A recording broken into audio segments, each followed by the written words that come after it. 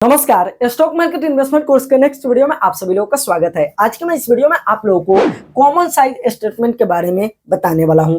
क्या होता है कॉमन साइज स्टेटमेंट, किसी भी कंपनी का कॉमन साइज स्टेटमेंट हम कैसे निकाल सकते हैं और कॉमन साइज स्टेटमेंट से हमारे इन्वेस्टमेंट के ऊपर क्या पता चलता है, किसी भी कंपनी के बारे में हम क्या जान सकते हैं, यह सब कुछ मैं इसी वीडियो के अंदर आपको बताने वाला हूं। और दोस्तों मैं आपको बता दूं, यह हमारा स्टॉक मार्केट इन्वेस्टमेंट कोर्स का 48वां वीडियो है, एडवांस लेवल का 26वां वीडियो है। पिछले सारे वीडियो को आप बिल्कुल फ्री में देखना चाहते हैं तो लिंक है नीचे डिस्क्रिप्शन में, आप जाके देख सकते हैं और सीख सकते हैं कि आखिर इन्वेस्टमेंट कैसे किया जाता है। तो चलिए अब दोस्तों हम इस वीडियो को देख ही लेते हैं। तो दोस्तों सबसे पहले हम समझते हैं कि आखिर कॉमन साइज स्टेटमेंट होता क्या है। तो इसे अगर हम एक एग्जांपल के जरिए समझेंगे तो आसानी से हमको समझ में आ जाएगा। मान लीजिए एग्जांपल के तौर पे, मान लीजिए कि आपको लगता है कि कोई एक ऐसा सेक्टर है जैसे कि एफएमसीजी सेक्टर हो गया, एनर्जी सेक्टर हो गया। तो दोस्तों कोई एक सेक्टर है जैसे कि आईटी सेक्टर हो गया, आपको लगता है कि कोई एक सेक्टर है जो आगे चल के काफी तेजी से ग्रो करने वाला है, वह काफी आगे तक बढ़ने वाला है वह सेक्टर। लेकिन उस सेक्टर में आप इन्वेस्ट करने के लिए जाते हैं तो आपको बहुत सारी कंपनियां दिखाई देती है।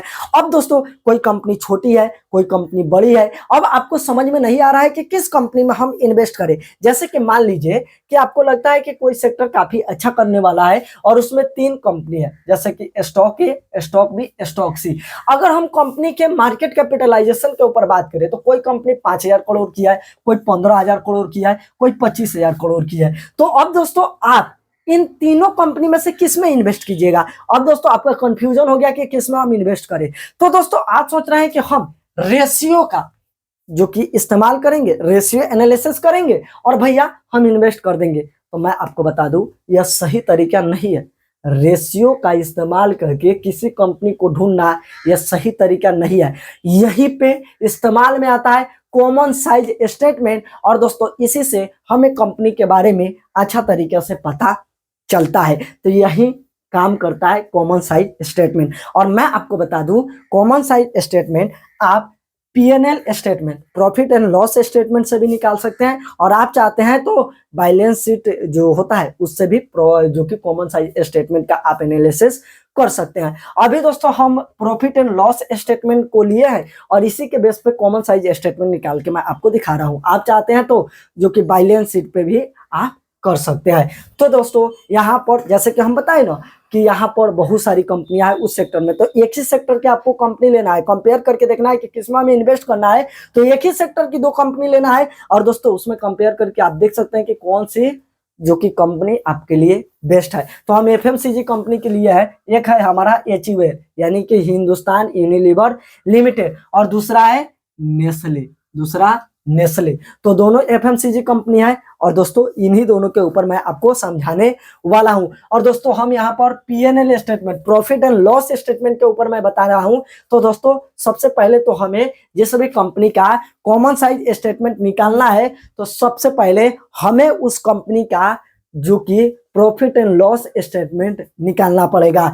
जो भी कंपनी का आप देखना चाहते हैं, बैलेंस शीट में करना चाहते हैं तो बैलेंस शीट उसका निकालना पड़ेगा, प्रॉफिट एंड लॉस स्टेटमेंट में देखना चाहते हैं तो प्रॉफिट एंड लॉस स्टेटमेंट आपको निकालना पड़ेगा। तो सबसे पहले हम यही सीख लेते हैं कि आखिर हम प्रॉफिट एंड लॉस स्टेटमेंट या बैलेंस शीट अगर हमें किसी कंपनी का निकालना है तो कैसे निकालेंगे। इसके लिए आप गूगल क्रोम ब्राउजर को ओपन कीजिए, यहाँ पर सर्च इस पे क्लिक कीजिए और यहाँ पर screener.in लिख के आप सर्च कर दीजिए। उसके बाद दोस्तों यहाँ पर नीचे की तरफ आपको एक सर्च का आइकन मिलेगा, देखिए यहाँ पर एक सर्च का आइकन आपको दिखाई देगा।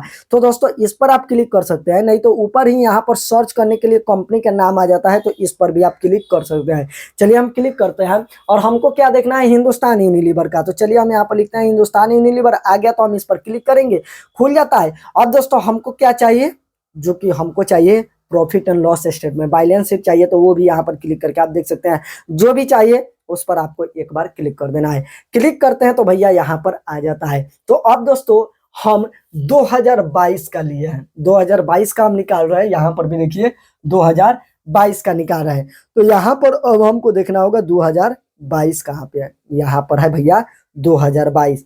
तो 2022 का हम देख रहे हैं, जिस भी सन का आप चाहते हैं, 23 का, 24 का, 20 का, 21 का, 18 का, 19 का, 17 का, जो भी चाहते हैं वो आप यहाँ पर देख सकते हैं, सबका आपको डेटा मिल जाएगा।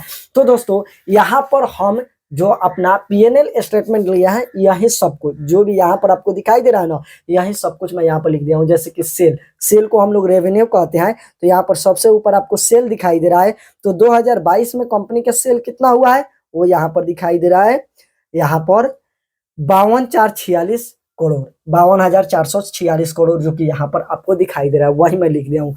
उसके बाद भैया कंपनी का एक्सपेंस कितना है, जो कि यहाँ पर देखिए दूसरे नंबर पे हमारा एक्सपेंस आ जाता है, यानी कि खर्चे। तो कंपनी का खर्चा है 39,589 करोड़, तो वह लिख दिया हूँ। उसके बाद ऑपरेटिंग प्रॉफिट कितना है, तो ऑपरेटिंग प्रॉफिट है 12,857 करोड़ का, तो वो यहाँ पर मैं लिख दिया हूँ। उसके बाद अदर इनकम कितना है, तो कंपनी का अदर इनकम है 219 करोड़ का, तो वो मैं यहाँ पर लिख दिया हूँ। उसके बाद इंटरेस्ट कितना है, तो इंटरेस्ट है 1006 करोड़ का, तो वह मैं लिख दिया हूँ। उसके बाद भैया डिप्रिसिएशन कितना है 1091 करोड़ का, तो वह लिख दिया हूँ। प्रॉफिट बिफोर टैक्स, जिसे हम सभी लोग पीबीटी के नाम से जानते हैं, वह कितना है, तो वो भैया कंपनी का 11,879 करोड़ है, तो यहाँ पर वह लिख दिया हूँ। उसके बाद भैया आ जाता है टैक्स, तो यहाँ पर परसेंट के टर्म में दिखाई दे रहा है। तो इसी को दोस्तों हम निकालने के बाद 2,969 हमारा आया था 0.75 करोड़, तो वह दोस्तों मैं यहाँ पर लिख दिया हूँ। उसके बाद दोस्तों हमारा आ जाता है पैट, जिसे हम सभी लोग नेट प्रॉफिट के नाम से जानते हैं, तो वह कितना हमारा है, तो वह लिख दिया हूँ यहाँ पर, जो कि 8,892 करोड़ का। वैसे ही भैया हम नेस्ले का निकाले हैं, जैसे कि आइए अब हम नेस्ले का देखते हैं। नेस्ले के देखने के लिए वहीं जैसे कि यहाँ पर सर्च किए थे ना, तो यहीं पे क्लिक करते हैं, और नेस्ले का देखना है तो हम नेस्ले इंडिया लिख के सर्च करते हैं, नेस्ले आ जाएगा। प्रॉफिट एंड लॉस स्टेटमेंट देखना है तो यहाँ पर आ जाएगा, और दोस्तों 2022 वाला हमें देखना है तो वह यहाँ पर आ जाता है, जो कि यहाँ पर आप देख सकते हैं। जैसे कि 16,887 करोड़ इसका सेल है, तो वह सब कुछ लिख दिया हूँ। तो दोस्तों यहाँ पर आपको भी अपना कॉपी पेन लेके बैठ जाना है, और दोस्तों उसका जो कि यहाँ पर क्या बोलते हैं कि पीएनएल स्टेटमेंट हो गया, उसे आपको लिख लेना है। बैलेंस शीट में भी कर रहे हैं तो वो आपको लिख लेना है। लिख लेने के बाद दोस्तों अब हमें एक बेस बनाना पड़ेगा, और बेस बनाने के बाद ही हम कंपनी का कॉमन साइज स्टेटमेंट निकाल सकते हैं। तो मान लेते हैं कि ये दोनों कंपनी है, दोनों कंपनी को हम सिमिलर कंपनी मान के चलते हैं, और दोनों कंपनी के रेवेन्यू को, यानी कि कंपनी का जो सेल हुआ है, दोनों कंपनी का सेल हुआ है, इससे हम बेस बना लेते हैं कि दोनों कंपनी 2022 में जो कि 100 रुपए की सेल करती है, 100 रुपए की, ये 100 रुपए की है, या 100% हम मान लेते हैं। चलिए यहाँ पर यह 100%, या 100 रुपए की, और यह भी 100 रुपए की। चलिए हम यहाँ पर लिख लिए कि 100 रुपए की दोनों कंपनियां सेल करती है। ठीक है, तो हम दोनों कंपनी के बेस हम यहाँ पर बना लिए रेवेन्यू को। और दोस्तों यह वाला जो खंड है ना, यह हमारा कॉमन साइज स्टेटमेंट वाला हो गया। ठीक है, यह हमारा कॉमन साइज स्टेटमेंट वाला हो गया। यहाँ पर मैं जो लिखूंगा ये कॉमन साइज स्टेटमेंट के अंदर आ जाएगा। अब दोस्तों कॉमन साइज स्टेटमेंट निकाला कैसे जाता है यह मैं आपको बताता हूं। तो इसके लिए मैं कैलकुलेटर ओपन कर लेता हूं। निकालने का सिंपल सा तरीका है कि हम यहाँ पर रेवेन्यू को बेस बनाए ना, 100 लेके चले हैं, तो हम यहाँ पर दोनों कंपनी के रेवेन्यू को बेस मानेंगे। जैसे कि हम बनाए हैं, हम मान लेंगे कि कंपनी ईयर 2022 में, जैसे कि हम मान के चले हैं कि 100 रुपए की हमारी यहाँ पर सेल करती है, तो अब ये 100 रुपए की सेल करती है, तो इसी को बेस बना के हमको निकालना होगा। तो हमको तो यहाँ पर सेल तो पता चल ही गया कि दोनों कंपनी का सेल 100 रुपए का हुआ है, तो सेल हमारा निकल गया। अब हमको एक्सपेंस निकालना है। तो एक्सपेंस निकालने का सिंपल सा फॉर्मूला है, यहाँ पर मैं निकाल के बताता हूँ। एक्सपेंस निकालने का सिंपल सा फॉर्मूला है कि सबसे पहले तो ऊपर, जैसे कि यह हम अपना मान के चलिए एक्सपेंस निकाल रहे हैं, EXPENS, एक्सपेंस निकाल रहा है, तो हम यहाँ पर निकालेंगे तो इसका हमें फॉर्मूला निकालना पड़ेगा एक्सपेंस, EXPENS, एक्सपेंस बटा रेवेन्यू। रेवेन्यू क्यों? क्योंकि रेवेन्यू को ही हम बेस बना के चले आए, और हमें परसेंट के टर्म में चाहिए तो हम गुना 100 कर देंगे, 100 कर देंगे, 100 कर देंगे। तो एक्सपेंस कितना कंपनी का है? 39,589 करोड़। तो चलिए भैया हम यहाँ पर लिखते हैं 39,589, 39,589। उसके बाद हमको भाग देना है, तो भाग रेवेन्यू कितना है कंपनी का, कंपनी का रेवेन्यू कितना हुआ है भाई, कंपनी का रेवेन्यू है यहाँ पर 52,446 करोड़। तो 52,446 इतना ही ना है, 52,446 ठीक है। और गुना हमारा 100, तो हमारा निकल के आ रहा है 75.48526, यही ना निकल के हमारा आ रहा है। तो हम यहाँ पर लिख देंगे कितना है 75.48526, ठीक है। तो देखिए कंपनी 100 रुपए की सेल कर रही है, थोड़ा ध्यान से देखिए, कंपनी 100 रुपए की सेल कर रही है तो इसका जो खर्चा आ रहा है वो 75 रुपए का आ रहा है, सिंपल सा यही है। अब दोस्तों इस कंपनी का तो हमें पता चल गया कि कंपनी का कॉमन साइज स्टेटमेंट से कि 75 रुपए का खर्चा आ रहा है। अब चलिए अब हम इस कंपनी का देखते हैं, उसी तरीके से जैसे कि हम इसका निकाले हैं वैसे ही निकालेंगे। तो इसका एक्सपेंस कितना है भैया, इसका एक्सपेंस कितना है 13,191, 13,191। उसके बाद हमारा भाग देंगे भैया, भाग यहाँ पर है।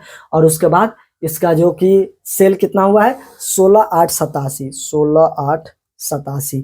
और उसके बाद गुना 100 करेंगे तो हमारा निकल के आ जा रहा है 78.1133। चलिए हम यहाँ पर लिखते हैं 78.11 कितना है भाई 3341। तो देखिए यहाँ पर जो कि एचयूएल है, हिंदुस्तान यूनिलीवर है, यह 100 रुपए का कमाई करता है तो इसका खर्चा 75 रुपए आ जा रहा है। वहीं यह 100 रुपए का कमाई करता है तो इसका खर्चा 78 रुपए आ जा रहा है। देख रहा है अंतर, देख रहा है ना। तो इसके हिसाब से कौन सही है भाई, यहाँ पर एचयूएल सही है। तो यह तो आपको पता चल गया। अब दोस्तों हम यहाँ पर एक्सपेंस निकाल लिए, वैसे ही अब हमें अगर ऑपरेटिंग प्रॉफिट निकालना है, ऑपरेटिंग प्रॉफिट निकालना है तो यहाँ पर ऊपर ऑपरेटिंग प्रॉफिट आ जाएगा, नीचे हमारा रेवेन्यू ही रहेगा क्योंकि रेवेन्यू को हम बेस माने हैं, और उसके बाद गुना 100 हमारा हो जाएगा। इसी तरीके से हमको निकालना है। तो यहाँ पर जो भी निकालना है, जो भी आपको यहाँ पर लिखना है, जो भी आपको निकालना है, जैसे कि हमें ऑपरेटिंग प्रॉफिट निकालना है तो यहाँ पर ऑपरेटिंग प्रॉफिट लिखेंगे, तो यहाँ पर ऊपर की तरफ ऑपरेटिंग प्रॉफिट, बाकी नीचे रेवेन्यू गुना 100। वैसे ही अगर अदर इनकम निकालना है, अदर इनकम निकाल रहे हैं तो ऊपर अदर इनकम बटा रेवेन्यू गुना 100। उसके बाद दोस्तों हमें इंटरेस्ट निकालना है तो इंटरेस्ट निकालेंगे तो इंटरेस्ट बटा रेवेन्यू गुना 100, वैसे ही हमको निकालना है। तो चलिए ऑपरेटिंग प्रॉफिट हम निकाल के देखते हैं कि आखिर यह कितना आ रहा है। तो ऑपरेटिंग प्रॉफिट कितना है भाई 12,857, 12,857 ना है 57। और उसके बाद दोस्तों भाग कितना रेवेन्यू है 52,446, 52,446 है तो 52,446 और गुना 100 तो हमारा निकल के आ जा रहा है 24.514, जो भी है वो लिख देते हैं 24.514, उसके बाद 73। तो दोस्तों यह आपको दिखाई दे दिया। वैसे ही अब हमें इसका निकालना है, जिस तरीके से हम बताएं उस तरीके से निकालना है। तो फटाफट हम पूरा लिखते हैं और उसके बाद आपको समझाते हैं। दोस्तों यहाँ पर मैं पूरा लिख दिया हूँ और दोस्तों यहाँ पर मैं आपको समझाने की कोशिश करता हूँ। जैसे कि हम आपको यहाँ पर एक्सपेंस वाला तो दिखाई दिए थे, ऑपरेटिंग प्रॉफिट भी दिखा दिए थे। तो देखिए इस कंपनी का एचयूएल का, हिंदुस्तान यूनिलीवर का 100 रुपए का कमाई हो रहा है तो इसका 75 रुपए का खर्चा आ रहा है, 75% का। तो 75% का खर्चा आ रहा है तो जो बच गया वो भैया उसका जो कि प्रॉफिट हो जाएगा, ऑपरेटिंग प्रॉफिट, तो यहाँ पर वह दिखाई आपको दे रहा है। वहीं अगर हम इसके केस में देखें तो इसका इससे खर्चा ज्यादा है तो भैया प्रॉफिट तो कम होगा।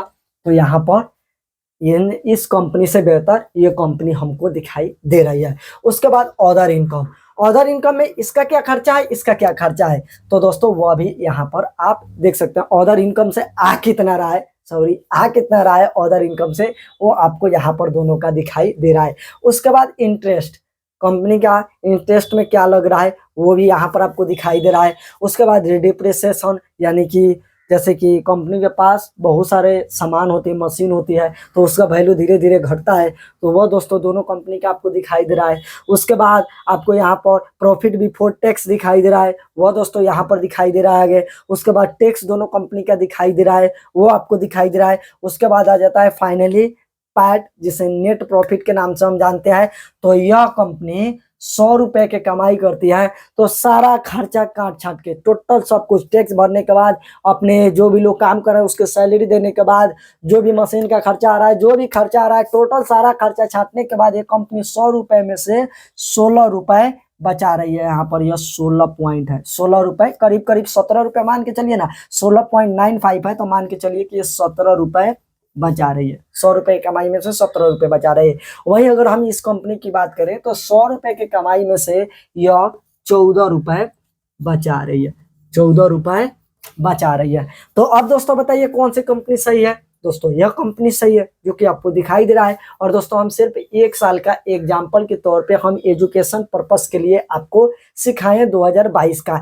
आप दोस्तों 2023 का निकाल सकते हैं, 24 का निकाल सकते हैं, 20 का निकाल सकते हैं। और दोस्तों आप एक ही सेक्टर की कंपनी उठाइए, छोटी बड़ी कंपनी उठा सकते हैं कि कौन सी कंपनी आपके लिए बेहतर है। कई बार क्या होता है कि छोटी कंपनियां अच्छी होती है बड़ी के मुकाबले, बड़ी कंपनियां कई बार छोटी कंपनियां से अच्छी होती है।